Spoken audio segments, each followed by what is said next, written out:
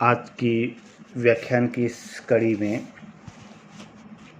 राजा राममोहन राय के ऊपर हम लोग चर्चा करेंगे। अंग्रेजी शासन की नींव सर्वप्रथम बंगाल में पड़ी, इसलिए पाश्चात्य शिक्षा का प्रभाव भी सर्वप्रथम बंगाल में ही लक्षित हुआ। एक पाश्चात्य शिक्षा के प्रभाव के बाद में बंगाल के युवाओं में नवीन चिंतन मंथन शुरू हुआ और उस नवीन चिंतन को आगे बढ़ाने का काम किया राजा राममोहन राय ने। उन्होंने यूनिटेरियन मिशन की स्थापना की, जिसमें वकील और संभ्रांत लोग मिलकर चर्चा करते थे, और उसी का परिणाम था कि बाद में 20 अगस्त 1828 को ब्रह्म समाज की स्थापना की गई उनके द्वारा। हम राजा राममोहन राय के जीवन के बारे में अगर चर्चा करें तो राजा राममोहन राय को भारतीय पुनर्जागरण का अग्रदूत और भारतीय समाज सुधार आंदोलन का प्रवर्तक माना गया है। उनका जन्म 22 मई 1772 को बंगाल के हुगली जिले में राधानगर नामक ग्रामीण गांव में एक संपन्न जमींदार ब्राह्मण परिवार में हुआ। 9 वर्ष की आयु में उनकी योग्यता और उनकी विलक्षण शक्ति को देखते हुए अरबी और फारसी की शिक्षा के लिए परिवार के द्वारा पटना भेज दिया गया। बाद में बनारस में रहकर उन्होंने संस्कृत का ज्ञान अर्जित किया और करीब 10 वर्षों तक ईस्ट इंडिया कंपनी में नौकरी की और उस दौरान उन्होंने अंग्रेजी भाषा को समझा, पढ़ा, सीखा। 1814 के बाद में उन्होंने कलकत्ता में निवास करना प्रारंभ किया और धीरे धीरे कलकत्ता के संभ्रांत लोगों में उनकी गिनती होने लगी और वहाँ रहते हुए उन्होंने समाज और धर्म की समस्याओं पर विचार और मनन करना प्रारंभ किया, लोगों को जागृत करने का काम किया। इससे पहले 1803 में उन्होंने फारसी में तुह फातुल मुवाहिदीन नामक एक पुस्तक लिखी थी, जिसमें भारतीय समाज में प्रचलित मूर्ति पूजा का जबरदस्त विरोध और खंडन किया था। 1815 में वेदांत सूत्र का बंगला भाषा में अनुवाद किया और अगले वर्ष 1816 में ईश और केन उपनिषदों का बंगला और अंग्रेजी में अनुवाद किया। इसके बाद में मुंडक उपनिषद का अनुवाद उनके द्वारा किया गया। 1821 में संवाद कौमुदी नामक पत्रिका का उन्होंने प्रकाशन किया और इस पत्रिका में धार्मिक, राजनीतिक व सामाजिक विचारों को एक लेखक व आलोचक के रूप में भी जनता के समक्ष रखना आरंभ किया उन्होंने। 1832 के आते आते उनकी 8 पुस्तकें निकल चुकी थी। उनके द्वारा जो रचनाएं लिखी गई उनमें 1823 में प्रेस नियम के विरुद्ध सर्वोच्च न्यायालय एवं सम्राट को याचिका, दूसरा ईसाई जनता के नाम अंतिम अपील, ये भी 1823 की है। प्राचीन एवं आधुनिक सीमाओं का संक्षिप्त वर्णन तथा भारत का इतिहास, चौथा हिंदू उत्तराधिकार कानून के अनुसार स्त्रियों के प्राचीन अधिकारों पर कतिपय आधुनिक अतिक्रमण संबंधी संक्षिप्त टिप्पणियाँ, और पांचवा यूरोप वासियों को भारत में बसाने संबंधी विचार। इस प्रकार उन्होंने कई किताबें लिखी। हम उनके विचारों की अगर बात करें तो धार्मिक सुधार के रूप में अगर हम देखें तो उन्होंने तत्कालीन सभी धर्म जो प्रचलन में थे उन धर्मों का तुलनात्मक अध्ययन किया और तुलनात्मक अध्ययन करने के बाद उन्होंने बहुत सारे निष्कर्ष निकाले भारतीय धर्म, भारतीय संस्कृति की महत्ता को समझते थे। तत्कालीन समाज में जो धार्मिक अंधविश्वास और सामाजिक कुरीतियाँ थी उनका उन्होंने विरोध करना प्रारंभ किया। पहले उनको चिन्हित किया, फिर उनका विरोध करना प्रारंभ किया। मूर्ति पूजा का खंडन किया। समाज में पुरोहितवाद जो चल रहा था उसकी आलोचना की उन्होंने कहा कि भारतीय धर्म और भारतीय सामाजिक व्यवस्था या भारतीय संस्कृति को समझने के लिए भारतीय धर्म ग्रंथों का अध्ययन करना जरूरी है, उनकी तह तक जाना जरूरी है, उनमें क्या लिखा है इस बात को आम जनता तक पहुंचाया जाना चाहिए। उनका ये मानना था। वो एकेश्वरवाद में विश्वास करते थे, निराकार ब्रह्मा की पूजा अर्चना पर जोर देते थे। इसीलिए उन्होंने ब्रह्म समाज की स्थापना की और उस ब्रह्म समाज के जो मुख्य सिद्धांत थे वो निम्नानुसार थे। पहला, अखिल ब्रह्मांड का स्वामी जो निराकार, निर्विकार, अनादि और अनंत है, वही परमेश्वर एकमात्र पूजा के योग्य है। किसी सांप्रदायिक नाम से उसकी पूजा नहीं की जानी चाहिए। दूसरा, बिना जाति व संप्रदाय भेद के प्रत्येक मनुष्य को परमेश्वर की उपासना का अधिकार हो। तीसरा, उपासना में किसी प्रकार की प्रतिमा का प्रयोग नहीं करना चाहिए। चौथा, धार्मिक स्थानों पर केवल ऐसी प्रार्थना व कथाएं हों जो केवल मानव को भगवत भक्ति की ओर आकर्षित कर सकें।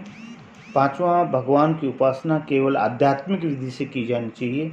छठवां, पाप का प्रायश्चित तथा विरोध ही देवी क्षमा और मुक्ति का मार्ग है। सातवां, केवल अनुभूति से ही भगवान का आभास हो सकता है। ये ब्रह्म समाज के मुख्य सिद्धांत थे। राजा राम मोहन राय सामाजिक जागृति के प्रेरक माने गए हैं। हम उनके द्वारा जो समाज सुधार के लिए कदम उठाए गए उनका संक्षिप्त चर्चा यहाँ करेंगे हम लोग। तत्कालीन समाज में व्याप्त सामाजिक कुरीतियों का खंडन करने के लिए उनका मानना था कि प्राचीन भारतीय शास्त्रों को आधार बनाकर चिंतन करना चाहिए। 1820 से लेकर 1830 के मध्य उन्होंने सती प्रथा का विरोध किया। महिलाओं के साथ जो ज्यादती हो रही थी सती प्रथा के नाम पर, उस कुरीति का उन्होंने विरोध किया। अपने घर से प्रारंभ किया।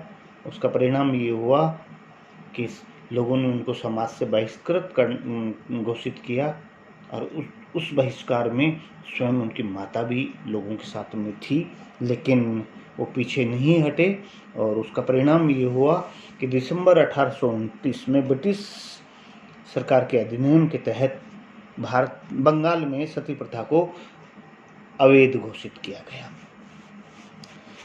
वो स्त्रियों को समाज में सम्मानपूर्ण स्थान दिलाने के लिए प्रयासरत रहे। हमेशा उन्होंने बहुविवाह, बाल विवाह का खुलकर विरोध किया। उसके कट्टर विरोधी थे। वो तो पैतृक संपत्ति में महिलाओं का जो अंश बनता था उस हक को दिलाने के विपक्ष में लड़ते रहे हमेशा। उन्होंने भारतीय जाति व्यवस्था, जाति प्रथा के बंधनों की भी आलोचना की और उन्होंने कहा कि भारतीय समाज में जो बिखराव आ रहा है, भारतीय समाज में जो विकृतियां आ रही हैं या भारतीय समाज में जो कुरीतियां जो आ रही हैं, उसका मुख्य आधार जो है वो ये जाति प्रथा है, उसके बंधन हैं। अतः इनको भी समाप्त किया जाना चाहिए। हम भारतीय समाज में राजा राम मोहन राय द्वारा स्थापित ब्रह्म समाज के महत्व की बात करें, आज के संदर्भ में भी अगर बात करें तो ब्रह्म समाज मूलतः भारतीय स्वरूप था और वो उपनिषदों पर आधारित अद्वैतवादी संस्था थी अपने आप में। इस संस्था के द्वारा मूर्ति पूजा का विरोध किया गया, निराकार ब्रह्मा की उपासना पर बल दिया गया। ये संस्था सभी धर्मों के प्रति उदार और सहानुभूति पूर्वक थी। एक प्रकार से ब्रह्म समाज हिंदुओं का उदारवादी दृष्टिकोण था, स्वरूप था, और ब्रह्म समाज के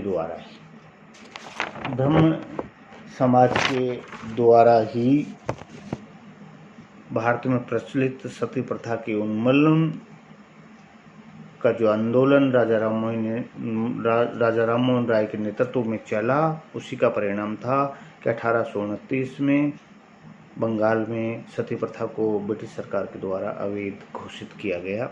ये ब्रह्म समाज की महत्वपूर्ण उपलब्धि थी अपने आप में। राजा राममोहन राय के द्वारा 1817 में कलकत्ता के हिंदू कॉलेज की स्थापना में महत्वपूर्ण भूमिका निभाई गई। 1822 में एंग्लो हिंदू स्कूल और 1825 में वेदांत कॉलेज की स्थापना की गई।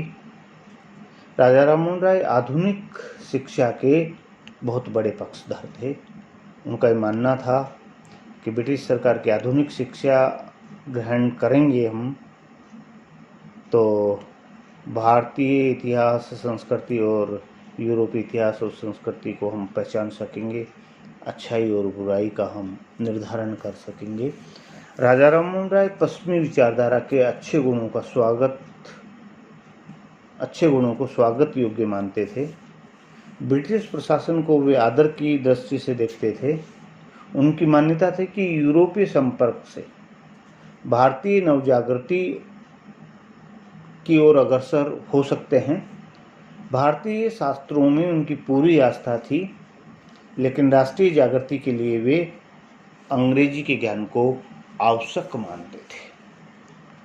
ब्रह्म समाज की स्थापना के अल्प समय बाद में ही राजा राममोहन राय विलायत में चले गए, विदेश में चले गए, जहाँ से वो दोबारा लौट कर नहीं आए।